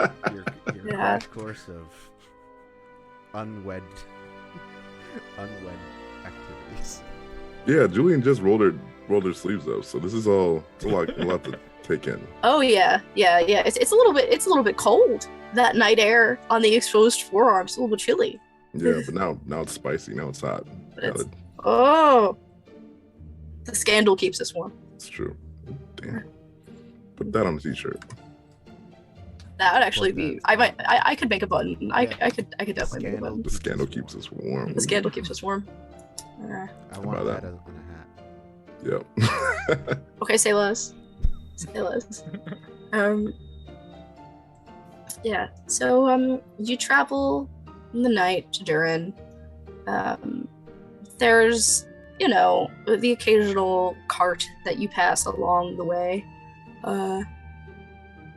Sometimes some animals gathered in the harbor, this and that. And eventually you see a sort of commotion in the distance. There is one person on horseback, same cloak as y'all. There is a rather silly looking band of people. I'm talking like they are of comical shapes, like drawn by Pixar, like just like comical like variation in people. Some like very large, tall individuals, some very short and squat individuals, all dressed kind of in a very mismatched way. As you get closer and the moonlight illuminates outfits that are just like all kinds of like clashing print and like things that don't make sense for the weather, things that just don't make sense like for practicality's sake, for traveling. And as you get closer, you can kind of hear an argument be, not beginning to take place, but an argument in the midst of taking place, and some they aren't technically weapons, but they're items like being used as weapons that are drawn. So there's like one of them has like a fire poker for like the fireplace, stuff like that. He he says, and we said that we're not letting you go until you drop everything in those saddles, so get with it. And you hear the voice of Huatien in their kind of typical, as you've all come to realize, like unamused tone, saying, I am not doing this. Let me through. And another one goes, no, you heard the boss. You gotta drop it all. They have Huatien fully surrounded here. And as y'all approach, I want you guys to let me know what positions you are gonna take. We're not gonna engage this episode. I think we're just gonna circle up, and then I want to do some narration and bookkeeping stuff on screen. But yeah, what positions would you like to take? And if you want to verbally engage with them, you totally can. I think Trish is gonna just like shake out her hands and is going to ride just into the midst of them and just be like, put on her Vicky persona and just say, like, oh my god, what are you guys doing out here? Whoa, what's going on? Okay, so actually let's play this out. So Trish kind of picks up from, I forget the horse speeds right now, like to a canter, and kind of busts into the middle of this. You get just through two people. The horse even like kind of nudges one of them, getting through, which they are unhappy about. And with this party girl Vicky persona that she just said that she hates using, she completely like befuddles this band of people. Can you roll, make a roll plus daring for me? Okay.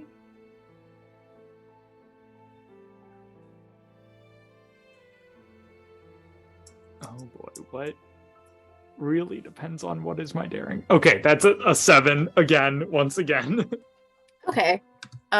So on a 7, they aren't attacking you right away, but you see some weapons like shift towards you versus being like shifted at Huatien. And one of them goes, "And who are you?" And another one goes, "No, look, they're matching, and like points between the royal seal on the garment. And this one's from the castle too. Oh yeah, like they were having a big party there. I snuck in, but then like they wouldn't let anyone leave for some reason. So then I snuck out because that is not the vibe. Roll your lying move. Roll the mask. Okay. That is 9. So I'm going to choose. The lie I have chosen is unexpectedly perfect, creating a new opportunity. I wanna see where this goes. Okay. My plans have completely changed now. Maybe for the better. One of them goes, "Is this true?" And points their weapon back at Huatien. And Huatien, catching on, is like, "Oh yeah, they tried to lock down that castle. We got out of there. That is completely a true statement. And it is.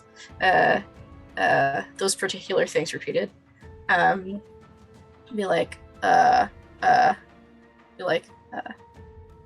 someone says, well, that means all the palace guard is distracted. Best time to go.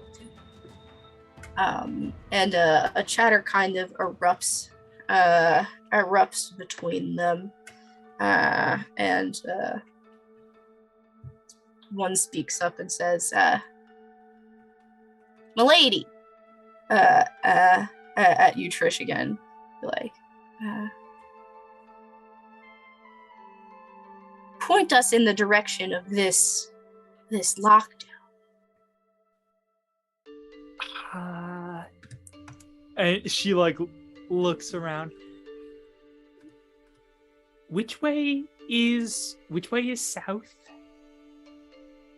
They point south behind them.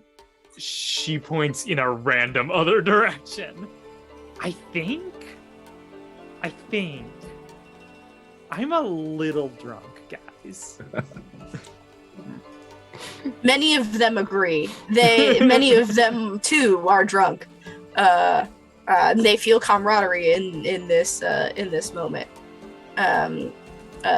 There's kind of like a general consensus of like, well, fuck the castle and their fancy parties, and fuck this and fuck that. You know, in a chorus of cursing.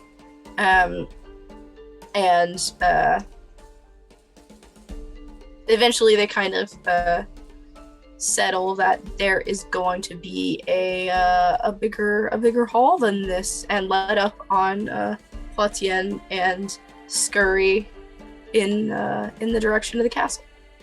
The direction of the castle, or the random direction I went? Right. I think there's about an even split. Some of them go towards the capital, some of them go in the random direction that you have picked. Okay. With that, not what I planned at all, but wonderful.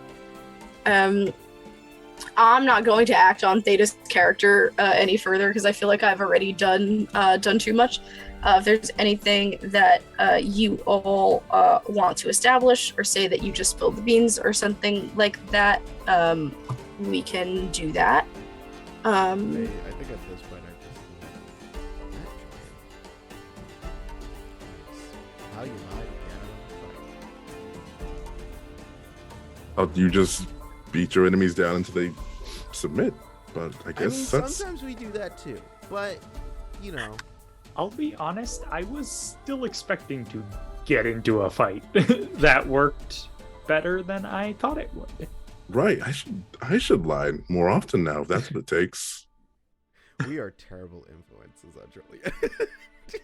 We'll let Julien in our care. The dice are terrible influences on Julien. Or should I say, random name generator, Furiosa T'Challa.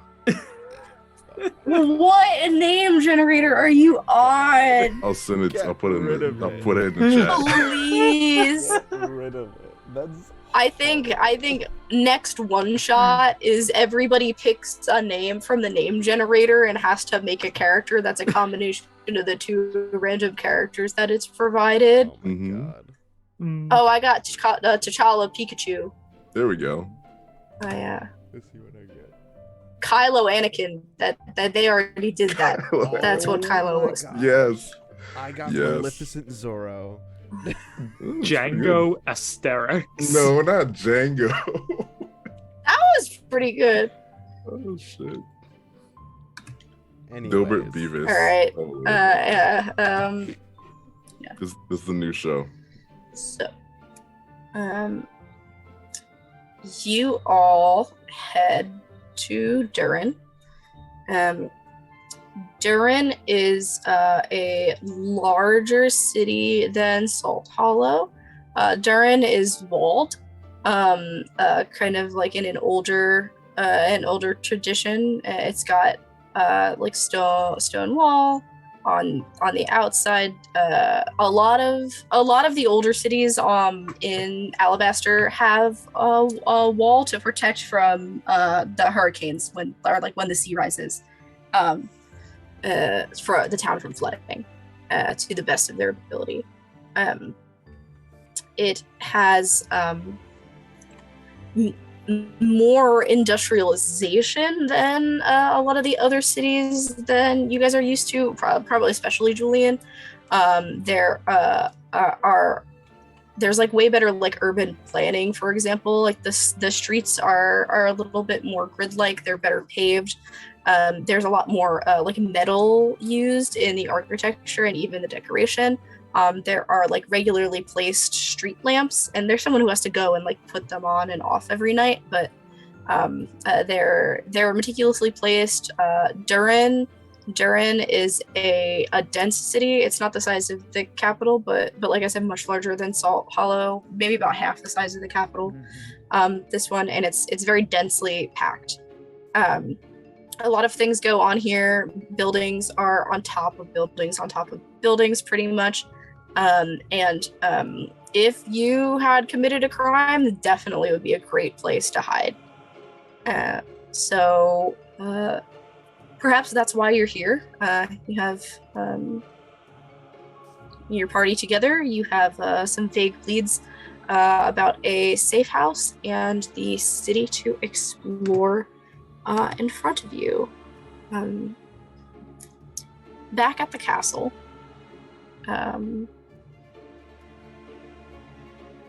some people are excited at the prospect of having to stay in the city. Not everybody gets to visit a place like the capital of Alabaster very much, and so the prospect of not only getting to stay, but having no choice but to stay excites them. But there definitely is a level of civil unrest that is beginning to ensue as crowds outside and like gossip from staff begins to slowly make its way out of the walls, and the news that the princess has gone missing slowly begins to trickle through the city. As promised, many guests are provided with accommodations to stay, especially those of nobility who have traveled far from their respective kingdoms are provided rooms to stay, individual guards to watch them for the safety of mainly the king and queen of Alabaster, but also for each of themselves. While they stay, meanwhile, the king and the queen, Xavier, some of the guards, and Lady Conwyn, who is the caregiver who helped raise the royal children, meet alone in a war council room that has gone unused for many decades now, longer than Maeva has been alive. The table is too big for them. It seats double the people that are sitting there, and they're all kind of crunched into one corner of it, besides Xavier sits a few seats away. The camera kind of is slowly zooming in on them as Xavier is laying out these different sheets of notes that were seen earlier when Trish talked to them about leading suspicions, and the camera shows all of these figures, Lady Farah Abbas, the Queens of Obsidian, Prince Micah. It shows different members of the staff who last saw the princess, all of these people, even Vivian, kind of in their own quarters, all trapped, for better or for worse, within the same walls as whoever is likely responsible for this, and nobody knows who it is. Eventually, the queen calls for Finch. They say, "We sent Trish out. Where is Finch?" And Xavier says, "I don't know. I thought they'd be here by now." And to cut again, about 30 minutes behind you on foot, is a cloaked and daggered Finch Jubilee with plans unbeknownst to all of you. And I think that is where our episode ends today. A little bit short today, but that is okay because I have work tomorrow. Let's go around and do some plugs. AJ, let's start with you because we ended with you. Where can we find you? What are you doing? Hi, I'm AJ, also known as Susha Kid. I played Sawyer, Dev, as we all come to realize that was my last name. You can find me on the 3 T's of social media, Twitch, Twitter, and TikTok as Fusha_Kid. I am a video editor, TTRPG performer, transcriber, voice actor, variety streamer, and stream technician. The lovely overlay you see here, I did it. It was me. I did it. And the little crown tradition, I also did that. On Saturday, I am going to be on a charity stream raising money for the World Central Kitchen over on Mimics and Misfits. We are playing D&D. That's going to be at 6:30 p.m. EST. I'm going to be playing a wizard, so you guys can come in if you guys play wizards or casters, because I am more of a martial main. You can come in and tell me that I'm doing it wrong, and I will not feel offended because I am most likely doing it wrong. Other than that, the first Tuesday of every month, I am playing in Fallon Friends over on Misty Mountain Legends, where I play Dolph Fitzgerald, your cool bro halfling cleric friend. There's a lot of things happening over there. We're actually in the middle of our characters playing a TTRPG game. Our characters are playing Root. So, and now there's aliens. So there's some weird stuff going on. Like we definitely took a left turn in this game, but yeah, that's what I got so far. Pass it on up. Let's head to Aaron. Hi, I'm Aaron Tierney. I play Trish. I'm also a performer, a game designer, a layout designer, and more. I am on Twitter at Vale's Edge Games, and that's where I talk about a lot of the game design stuff that I do. You can find my games on itch.io under Vale's Edge Games. And yeah, I have various rules light games that you can just pick up and play, from Gothic Kidlit to Nautical Terror. So go check it out.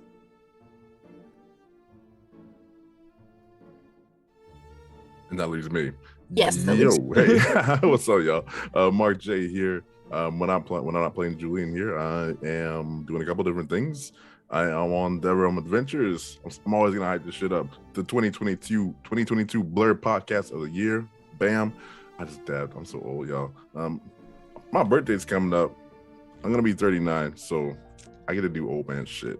But also, I'm gonna be on High Shelf Collective tomorrow, raising money for the Trevor Project, playing Red Markets, which is a crazy fun game. So definitely come check us out. That's December the 16th. Yeah, raising money for such a good cause. But that's me. Y'all can find me at More the Merrier on the Twitters. And yeah, that's me. Because they aren't here, I will plug briefly for Theta. Theta is wonderful. They usually play the character that I briefly took over today, Ha Tian. You can find them on Twitter at it is on the overlay Bingju Sung.